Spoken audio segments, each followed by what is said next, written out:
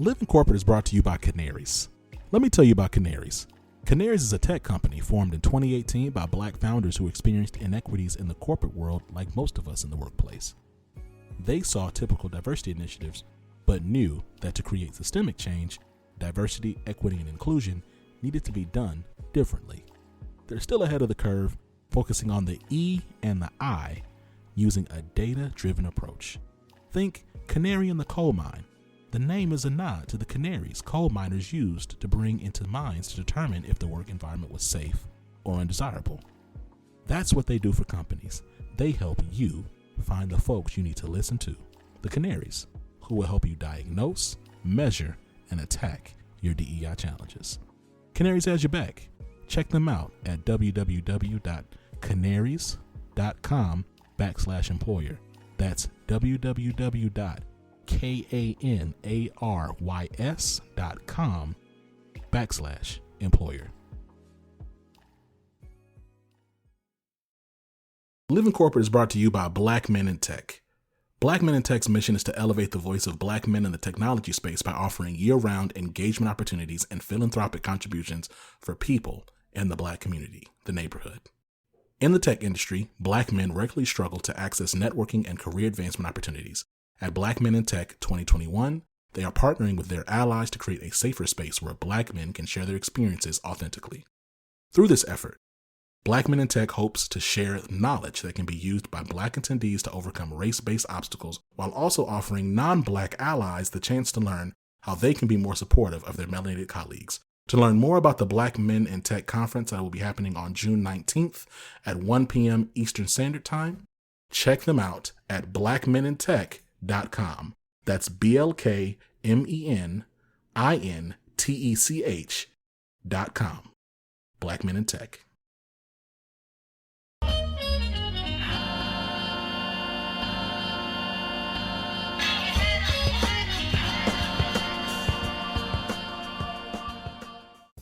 What's up, y'all? It's Zach with Living Corporate, and you know what? Appreciate y'all. Thankful for y'all. Thankful for Living Corporate. I got some news. A couple things. First thing, you should see a post on Living Corporate's website today. Release went out. We're actually going to be kicking off a campaign to spotlight some of Pfizer's Black executive leaders, to spotlight the work that they're doing internally to create a more equitable and inclusive place to work at Pfizer. But we're also going to be talking about the work they've been doing with this vaccine. I'm really encouraging everybody to get vaccinated, all right? Get vaccinated. More than 500,000 Americans have passed away related to this virus. So don't think that you're beyond getting sick, right? I know it's easy to not think about dying or to think dying is ridiculous because you've never died before, right? None of us listening to this have ever died before, but it's a real thing. I need you to take it serious. I'm not judging you or attacking you if you don't get vaccinated. I'm just encouraging you to get vaccinated. And I'm excited about this campaign that we're doing. It's going to be 6 weeks. We're going to spotlight 3 different leaders. Read more about the campaign on our website, living-corporate.com.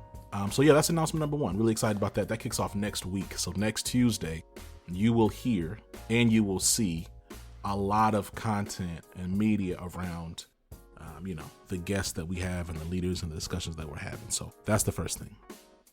Second thing, Living Corporate has gone through a whole rebrand. So hopefully you like the new look and the vibe and the feel. We started Living Corporate 3 years ago, really thinking this would be like a singular podcast, but I always had dreams of it being more. And as you've seen over the last year or so, it's grown into more, right? Like we have multiple podcasts, we have web shows, we have white papers and different brand partnerships that we're doing. We have all types of things that we got going on. We have more coming, right?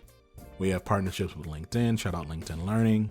We have all kinds of stuff popping, right? And so the intention of this rebrand is just to take a look around as we look and we survey what we have going on to make sure that our brand reflects the scale and the complexity of what we're doing. And so thankful for the team. Shout out to David Dawkins. Beautiful work as always. Let's see here. New merch alert. So part of that rebrand is merch.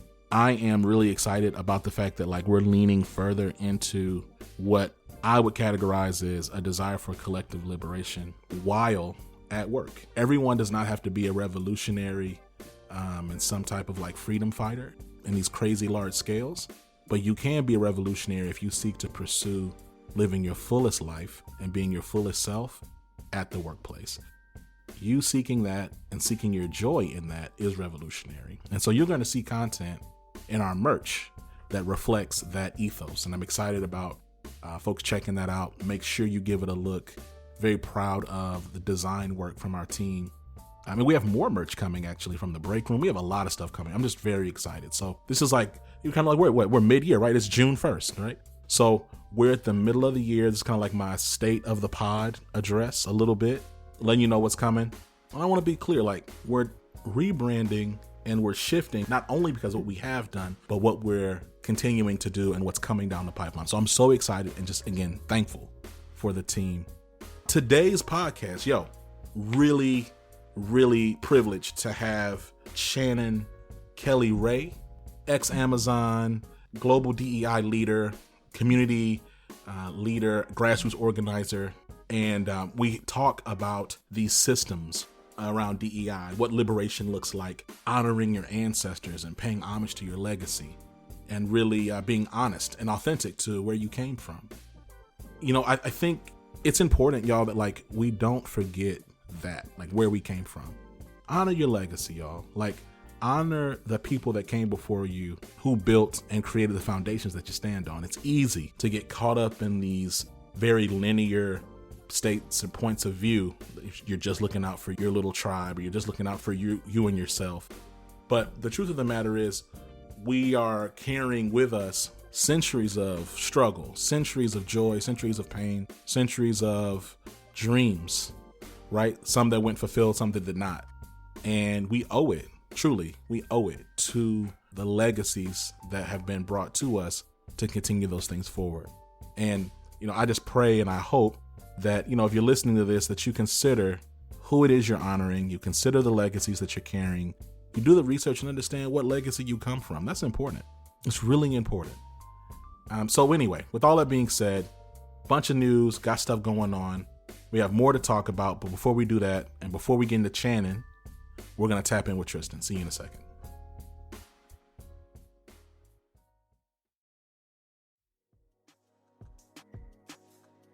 What's going on, Living Corporate? It's Tristan, and I want to thank you for tapping back in with me as I provide some tips and advice for professionals.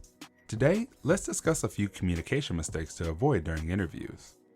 Interviews are all about communication, and the way you do it can make or break your chances of landing the job. If you can't confidently convey your talent, accomplishments, and the value you bring to the organization, it won't matter if you happen to be the most qualified candidate. So let's talk about the 5 communication mistakes you want to try to avoid during interviews. First is your body language showing you're not interested or stressed. Though we don't readily think about it, our body language conveys messages that can make you seem disinterested or unlikable. Avoid things like slouching, fidgeting, crossing your arms, looking up at the clock, or at your phone. Next is being too rehearsed. There is such a thing as being too prepared for an interview. You start to come off as a robot, cold and unlikable. Instead of practicing your answers word for word, write down a few short bullets on things you don't want to forget so you can try to stay in the moment. The third mistake is rambling. Longer is not better when answering interview questions. In fact, it can make your answer less memorable. Try only to share the most important information, making it easier for the hiring manager to remember what you said. The fourth mistake is complaining. You want to stay away from complaining in an interview, no matter how bad your last work situation was. You want to stay away from being negative in an interview in any way, as the interviewer can latch onto that and associate negative thoughts or feelings with you. Instead, work on reframing the experience and speak about it as a learning experience. The last mistake is lying. It's one thing to make something sound good. It's another thing to act like you have a skill or are more experienced than you are. While it may not come back to bite you immediately, believe me, you will have some late nights on YouTube University learning how to do something, or you may end up losing your job. Excellent communication is the key to a successful interview. If you can avoid these mistakes, you're well on your way to landing your next role. This tip was brought to you by Tristan of Layfield Resume Consulting. Check us out on Instagram, Twitter, and Facebook at Layfield Resume, or connect with me, Tristan Layfield, on LinkedIn. At Living Corporate, we often talk about how we as Black folks show up at work and how these corporate power structures impact how we show up. But we know when work ends, we come home, log off, and have to show up at home for our families and communities. And as a Black man, I often turn to Let's Talk Bruh for the real, honest, and healing conversations on Black masculinity, mental health, and patriarchy. Let's Talk Bruh, or LTB, is a platform that creates content around Black masculinity and the impact of patriarchy in Black communities. In other words, Let's Talk Bruh is having real conversations that Black men need to hear and be a part of. Let's Talk Bruh creates interactive, healing, and learning experiences with Black men and male socialized folks of all sexual orientations and gender identities. Through their content and community-based programs, Let's Talk Bruh seeks to reduce patriarchal violence in our community and provide support to those most impacted by patriarchal violence, specifically Black women, girls, femmes, queer, trans, non-binary, and gender non-conforming people. Tap in at letstalkbruh.com. To be clear, that's letstalkbruh.com. So brothers, what are you waiting for? Let's talk, bruh.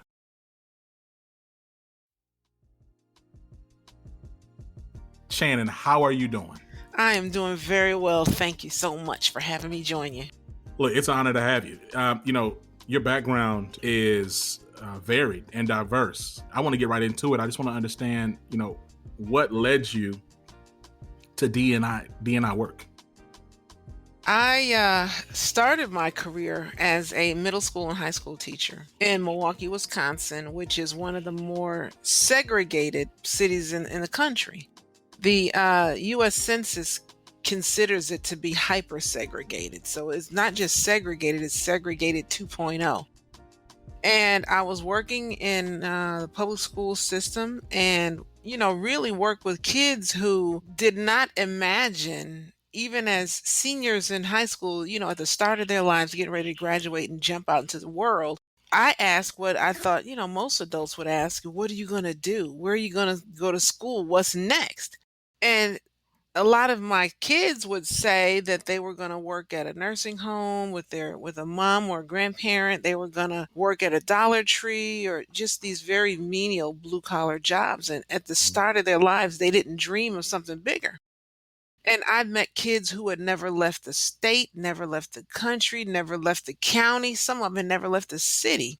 And it's hard to imagine that you can dream something bigger if you don't even know that there is a whole world out there that you can access. Mm-hmm. And so I wanted to do more to open up the world to kids to be able to dream of what was possible for themselves. And systems, especially systems that are segregated, systems that are designed for disparities and for disparate impact, kids can never fully grasp what's possible for them or their families if it's not just that they can't dream, but the systems that they have to operate within actively work against their success. Mm-hmm. And so I wanted to get out of the classroom and be involved with organizations that would help change systems so that kids could fully realize everything possible for themselves.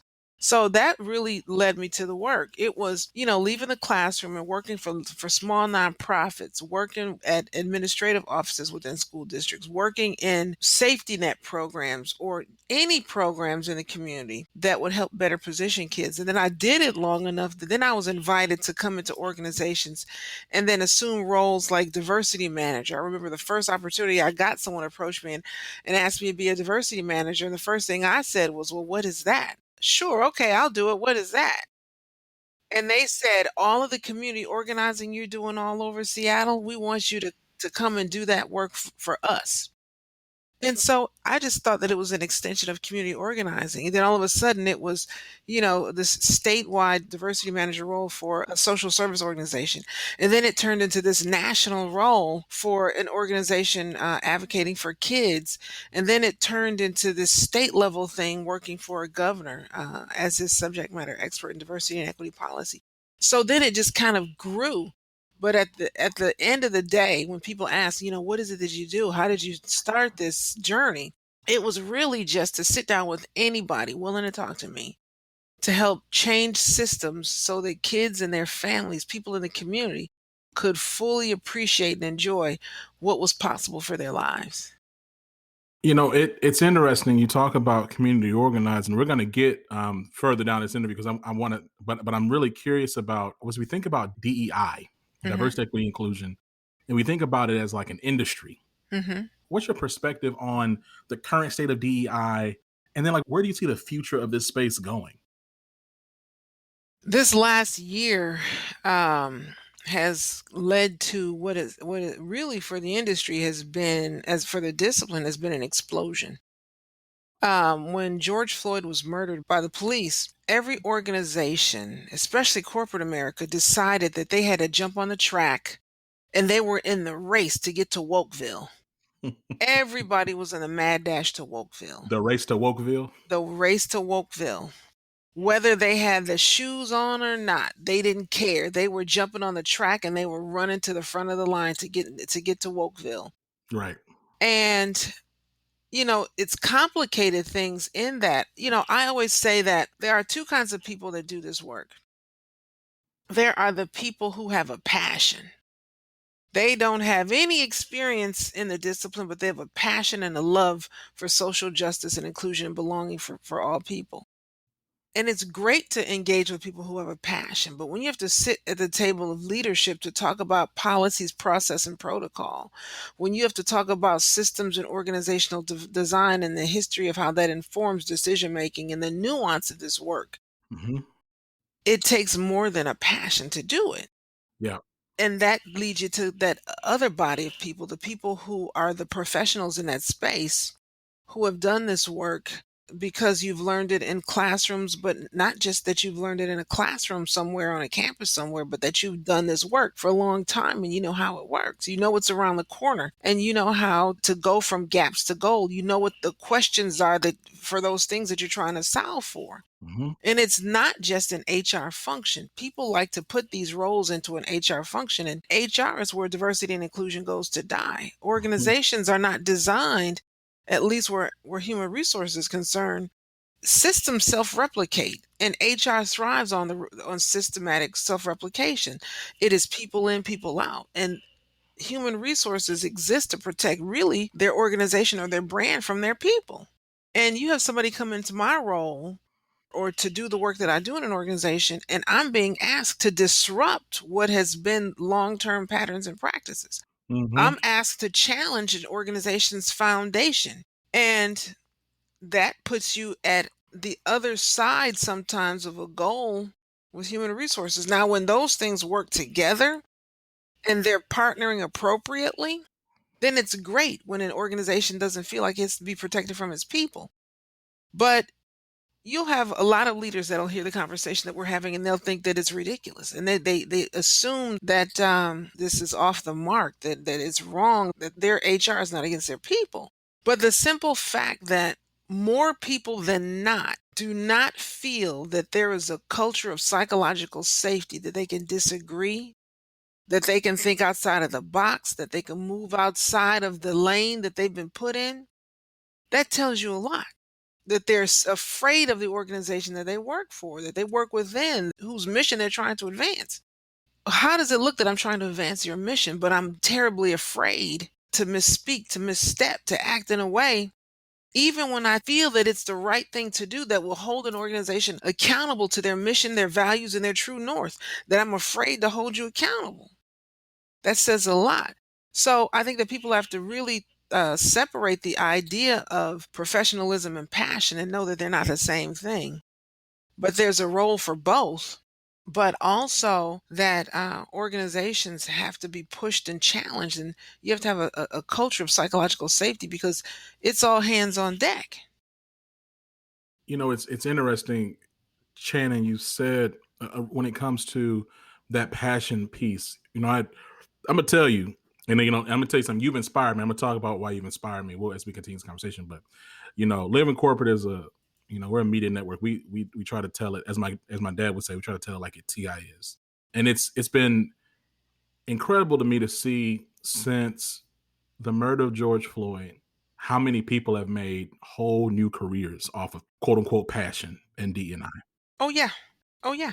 There is an explosion of different firms that exist today that didn't exist a month ago. There are people who, Joe in the mailroom has opened up a consulting firm. My teacher has started a consulting firm.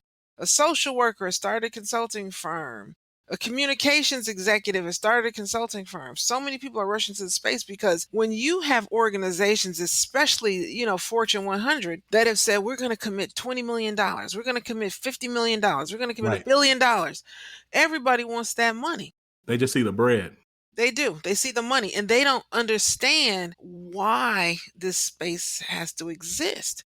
And, even when I talk about the why this space exists, I'm sitting in my office and I always surround myself with things that are grounding for the work that I do that talks about why it's critically important.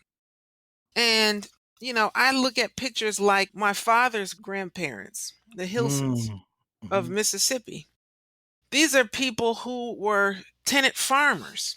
These are people who didn't have the opportunity for education. These are people who were 3 generations removed from chattel slavery. These are people that lived under the yoke of Jim Crow, of colored and white, where they didn't have the luxury of self determination, of choice, of freedom, of voice. And we live today with the legacy that they live with. And to me, the skin in the game that I have, you have CEOs and corporate leaders and others who think that this is a nice to have, this Right. diversity, equity, inclusion, and belonging. And for me, it's not a nice to have, it's a demand to have. It's a call to have. It's a promise that has been made to have. Mhm. And so the trajectory when it comes to the human condition, especially as it relates to Black and brown people, Dr. King talked about this check that has bounced for so many years and that somebody's got to make good on that check. And this work holds us accountable. This work is going back and reviewing the ledger and rewriting the rules so that we can fulfill the promise that we made to people that have helped build this country and build these companies and continue to do so. Well, and to that end, though, like, we've both been talking about the fact that it's not doing that right now. So, where do you see this space going in the next 5 to 10 years? Before 2030, where do you see it being? I think that what's going to happen is, if people are true to their words, this space will mature. It'll professionalize in a way that passion is a nice to have. It's important to have, but professionalism is going to be a demand to have. I see this growing in the same way that right now, people see this work as the sprinkles on a cupcake when it is not the sprinkles on the cupcake. It is the flour, the sugar, and the butter in the cake.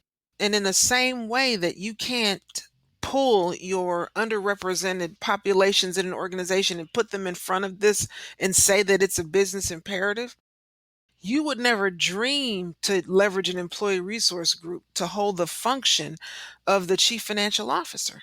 100%. You would never dream to leverage an employee resource group or diversity committee to have the functional responsibility of a chief operating officer, a chief Hmm. medical officer, a chief Hmm. administrative officer, because you understand the critical importance of those roles and their function and the skill required to do those functions. Right. And today, that's what people think that they can do. But I think that over the course of the last year, there's probably been a little bit of listening and learning and a little bit of humility happening in boardrooms across America.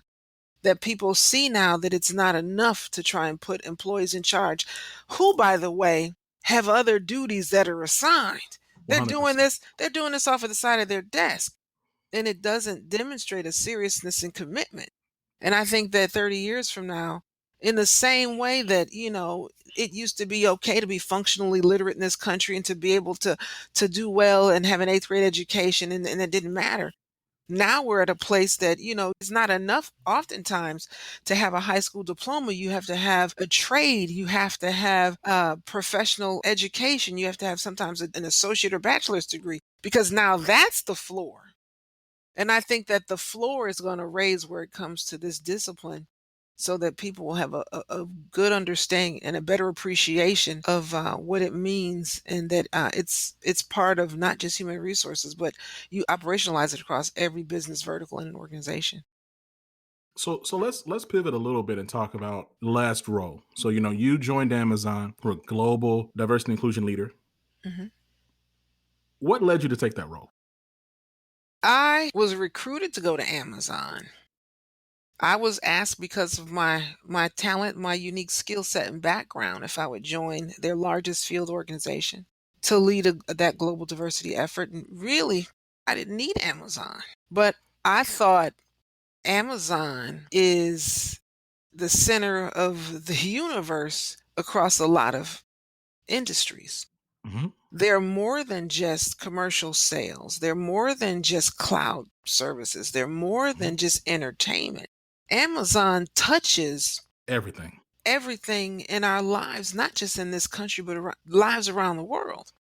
And I feel like it's so critically important to have people like Amazon incorporating best practices in this space into what they do, because everybody's watching them. And if Amazon can figure out how to do it and show people the path forward, then those are the breadcrumbs on the trail that others can follow. And so, where goes Amazon goes everyone else. And I wanted to join Amazon to influence the space and to bring my talent and skill set for whatever people think of it. But I wanted to lend my talent and voice and skill to that space so that we could build something that others could replicate, that we would model what other folks could do in terms of best practices to follow. So between Vox and Verge and several other media platforms, you have been cited on the record talking about some challenges. Your perspective on Amazon and as it pertains to diversity, equity, inclusion, your own experiences. One, so when I talk about you inspired me, that's why, because we don't see that a lot. We don't see Black and brown folks like really speaking out a lot. And then frankly, like they typically, they're pushed to the side like very quickly sometimes. Talk to me about what was your motivation to speak out? Why did you speak out? And then how did you navigate past any fear or anxiety? The same things, I think about, even generationally, Gen X folks are very quick to tell millennials and Gen Z folks to keep your head down or don't say too much, even when you're exiting, don't speak out too much or whatever the case is, because, it may follow, you don't want to, hurt yourself, whatever the case is. Like, why did you decide to speak? I don't know anything else to do but to not speak, because I am Gus and Mary Kelly's daughter, because I am Whitman and Eula Dodd's granddaughter. I am Charlie and Gladys Kelly's granddaughter. I come from a line of people who will tell you like a TI is. But most important, because of the experience there, and when somebody comes in the role that I'm in, you are often sometimes the light that points to port. People see somebody in my role as the lifeline, the helpmate of the circumstance where we are struggling, we are treading water, and here's somebody that represents the lifeline. She's going to come in and help change and change and challenge, right, fix the conditions that have led us to feel like we can't breathe, we can't thrive, we can't survive. So I come in and people are eager to share their stories. Hmm. And I've had leaders in the past in other organizations say to me, I'm supposed to believe that you come in on day one and people are just going to be that vulnerable and share these stories with you? And I say, yeah, everywhere I go, that happens. Hmm. Even since leaving Amazon, I have heard from hundreds of people. I talk to different people every week now that share stories of heartbreak and pain and heartache. I've heard people talk about being crushed under the weight of stress and have shared, stories of having miscarriages behind the stress of Amazon. Mm. I've had people share with me stories of losing hair and losing sleep and having their relationships at home be challenged because of the stress and the anxiety and terror that is the toxicity of that place. But not just Amazon, other Mm, organizations as well, and not just tech. But to talk about this thing of fear and psychological safety and being crushed. And the reason that I do the work that I do is to not be other people's voice, but to create space for their voices. And where they cannot bring their voices into the space, then I will share their stories. I listen and learn, and what I do is share the stories. My work is to gather qualitative and quantitative data to hold it up to an organization and say, this is your current state.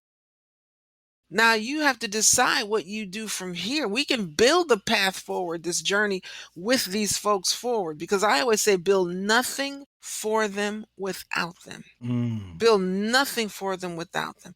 What does it look like, Zach, for me to win $20 million and decide I'm going to build a home for you and your family? And I choose the size and the location and the materials and the design. And I never sit and have a conversation with you to talk about what it is that you need, want, and desire. mm. Build nothing for them without them. And so you work with an organization's leader with that data that is qualitative and quantitative, and you build with those people who will inherit that decision making, that will be part of that decision making for what that future state should be. Because remember, the point is that you're supposed to be building it for their betterment. Yeah. Can I challenge you with something? Yeah. I'm looking at your background. I don't believe because you started off in, I know it's education, but then community organizing and community organizing work. I don't think that that work squares with the capitalistic and patriarchal and exploitative nature of corporate America. Mm-hmm. And so I challenge that you entering these spaces Mm-hmm. with that ethic Yeah. is created fundamental discord with the white capitalist power structure. Have you thought about that? Like, not using those words, but Yeah.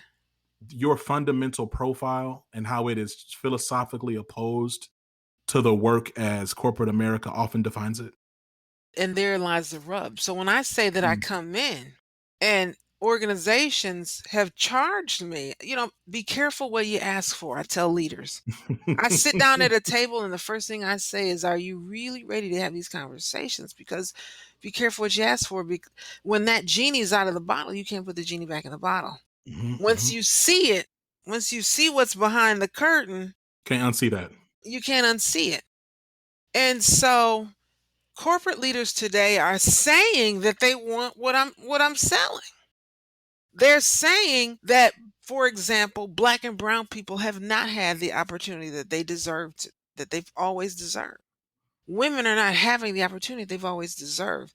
The LGBTQIA plus community is not having the opportunity they've always deserved. And they're saying that more than 400 years ago at our founding, we were built upon a foundation that was for some and not the many, for a few and not all. And they're saying we want to challenge that social contract. And I'm saying, okay, then let's challenge that social contract.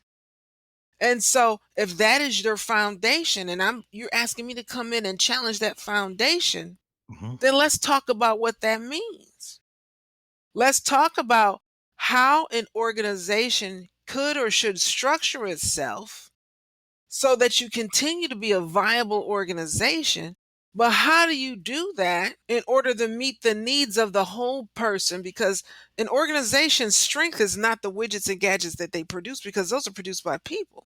The most valuable asset in an organization is its people.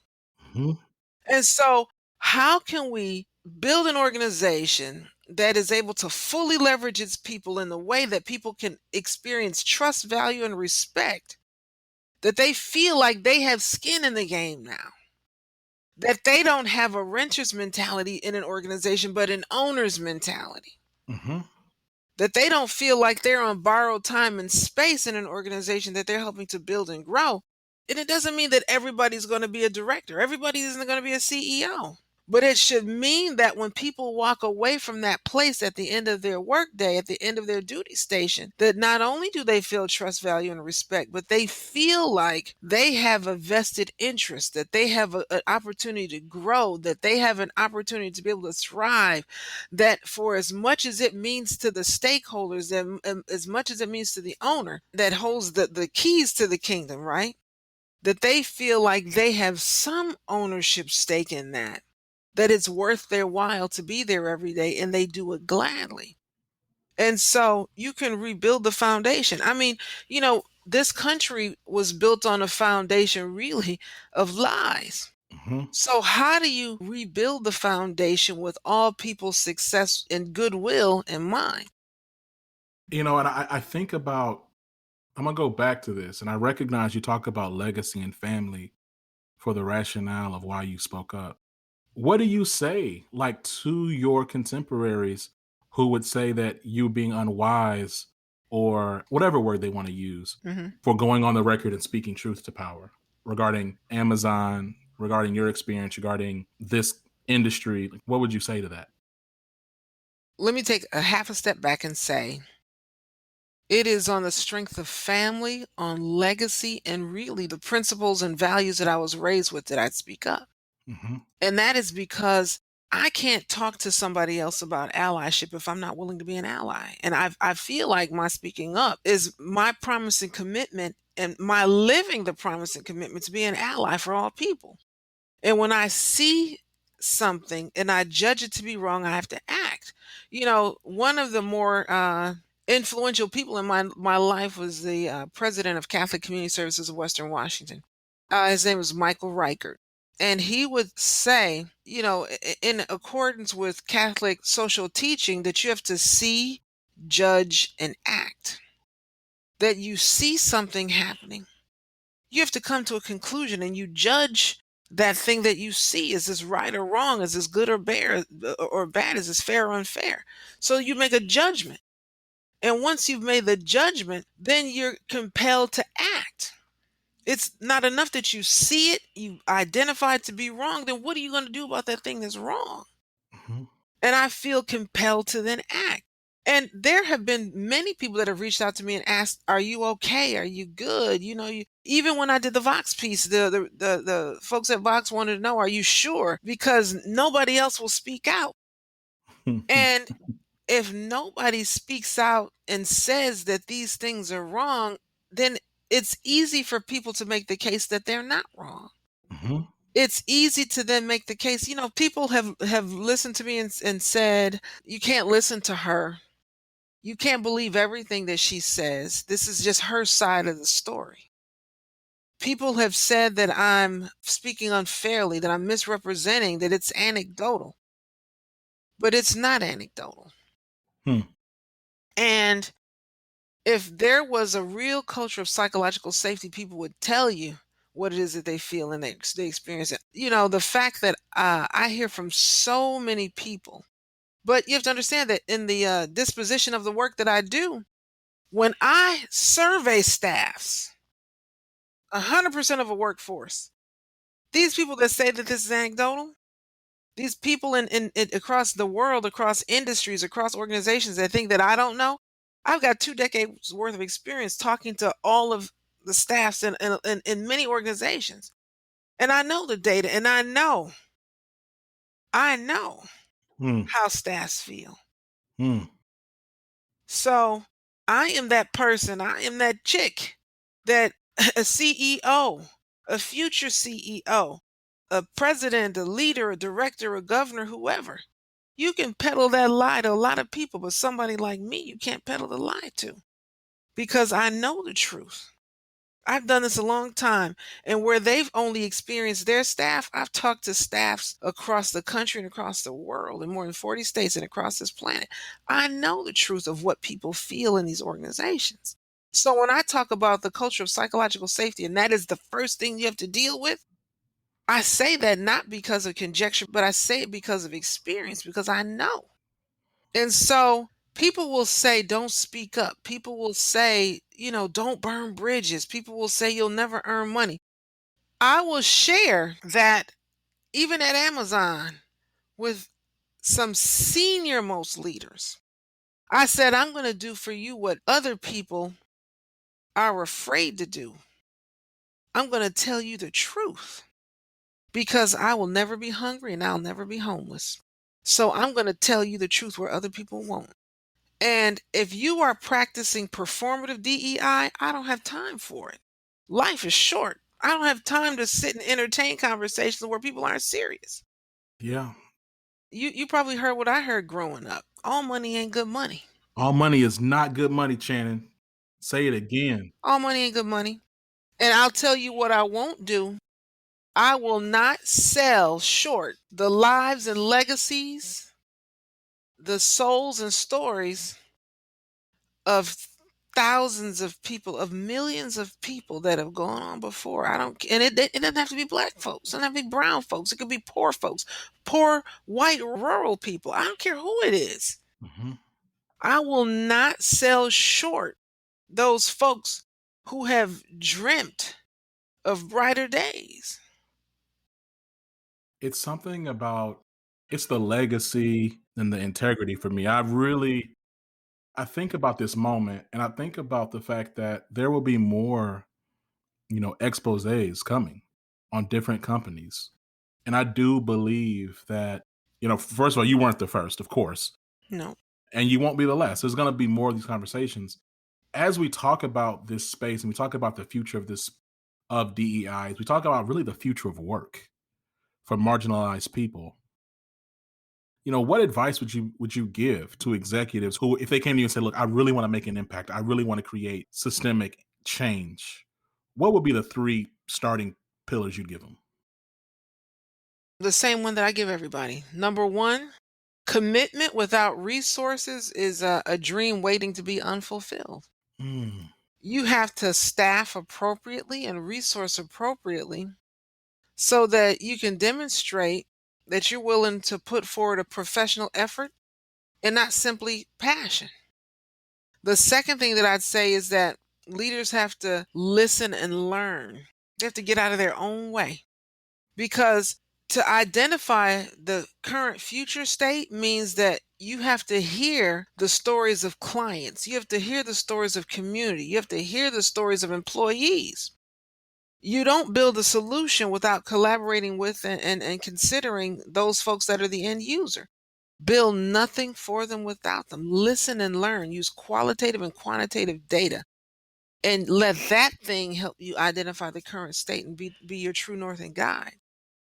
And then finally, I've pushed Amazon, I push other people on data and transparency because transparency invites accountability. You have to make sure that everybody has a role on the organization's journey and whatever that looks like to go forward. Because if you don't hold folks accountable for their contributions to the success toward goals, if it's one person that's responsible, people will say, we hired a diversity officer. We've hired a social impact VP. We've hired a coordinator. And that's the person whose job it is. In an organization that is 50 people, 5 people, 500, 5,000, or 500,000, it doesn't matter.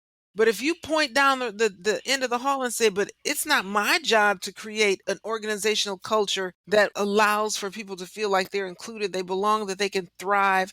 It's not my job to ensure that we promote workplace safety and psychological safety. It's not my job to ensure that we're diverse. It's that person's job. It's that team's job. mm-hmm. It's the responsibility of everybody. It's not one department. It's not one leader. It's not one person. It is everybody in the organization's job to ensure that these goals are a success, and everybody has to be held accountable. Can I ask you a question about that? Yeah. At any one point in time, did you ever see like a comprehensive data like dump or dashboard of Amazon's DEI challenges or information? Like, was that shared with you? Did you ever get that? Oh, yeah. The reason I ask is because I've worked with organizations and I've talked to institutions who have offices of diversity and inclusion, but they've never seen a comprehensive data set. Oh, yeah. And there are people right now that are responsible for doing DEI work I've been in organizations as the head of and had to fight to access the data Mm-hmm. Mm-hmm. and have been told it was behind attorney-client privilege. And I said, but I'm the client. So organizations are afraid to share the data because they're afraid to share their warts.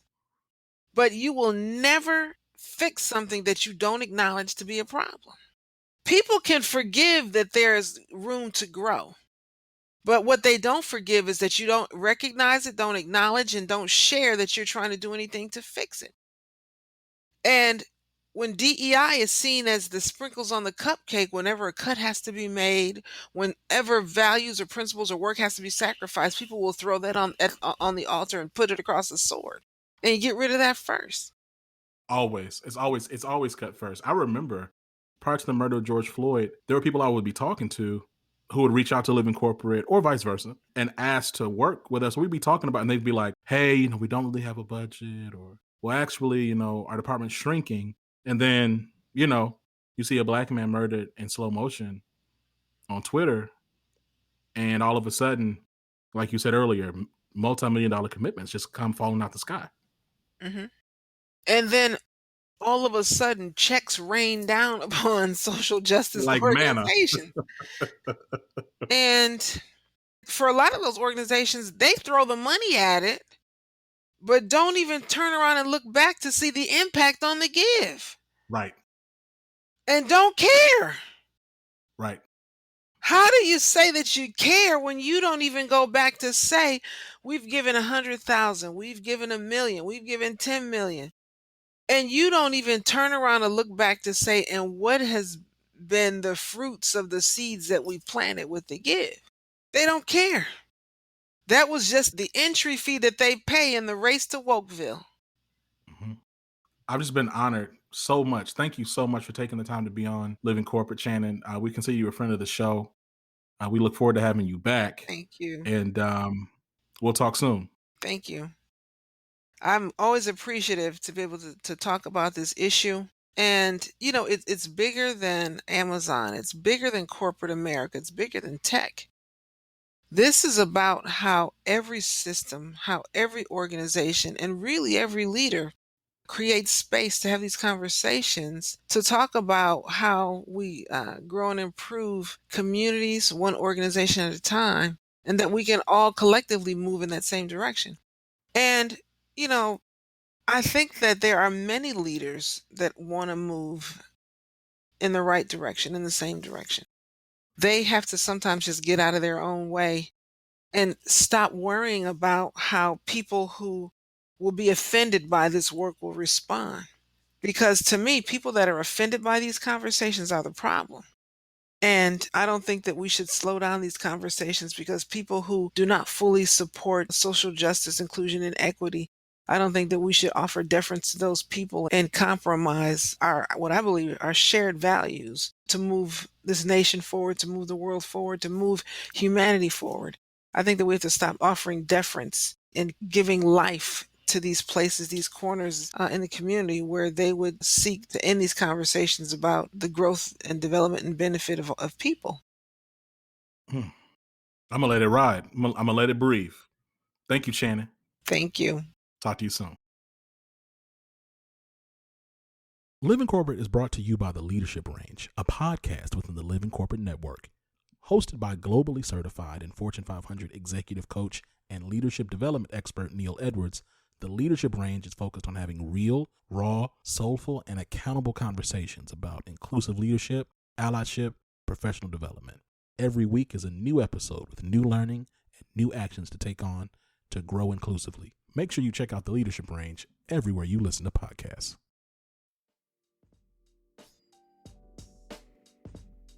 And we're back. I want to thank Chanin Kelly-Rae.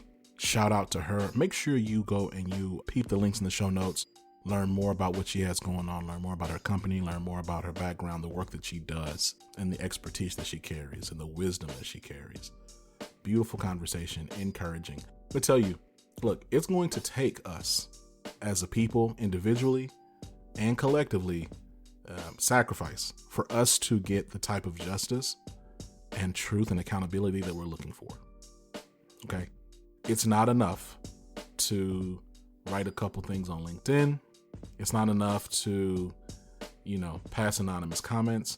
We have to be willing to stand up and make our voices heard. And I recognize that there's a certain amount of survival that each of us owe to ourselves, right? To take care of ourselves.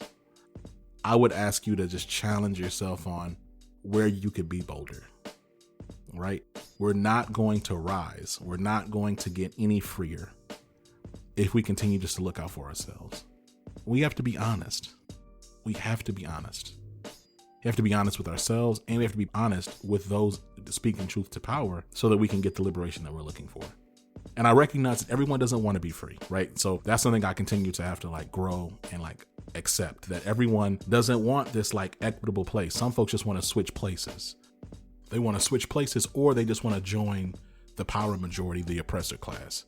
For me, where my heart and my passion is in truly dismantling systems that create harm for us, right? And so I recognize that I truly believe that digital media is the future of empowering the voiceless. And I think we've seen that already through Twitter, through other social media channels. We've seen that. I believe that podcasting, I believe that web shows, blogs, that's going to continue to be a medium by which people can speak truth to power. And that's why you see us with Liberated Love Notes, the Leadership Range, See It to Be It, Tap In with Tristan, this show, Real Talk Tuesdays, on the Living Corporate Flagship Pod, the group chat, the break room, the access point, our white papers.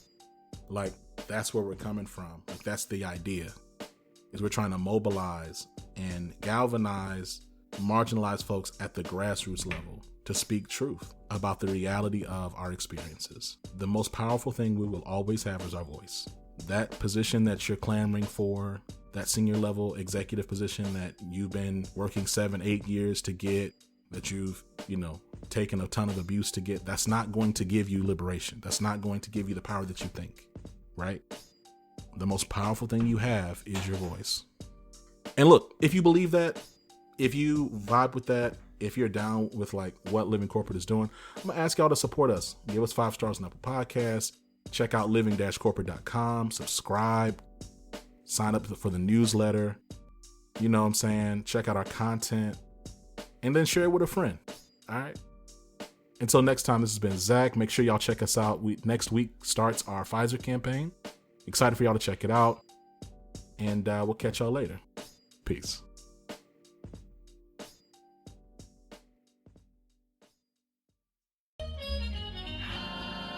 Living Corporate is a podcast by Living Corporate LLC. Our logo was designed by David Dawkins. Our theme music was produced by Ken Brown. Additional music production by Antoine Franklin from Musical Elevation. Post-production is handled by Jeremy Jackson. Got a topic suggestion? Email us at livingcorporatepodcast@gmail.com. You can find us online on Twitter, Facebook, Instagram, and living-corporate.com. Thanks for listening. Stay tuned.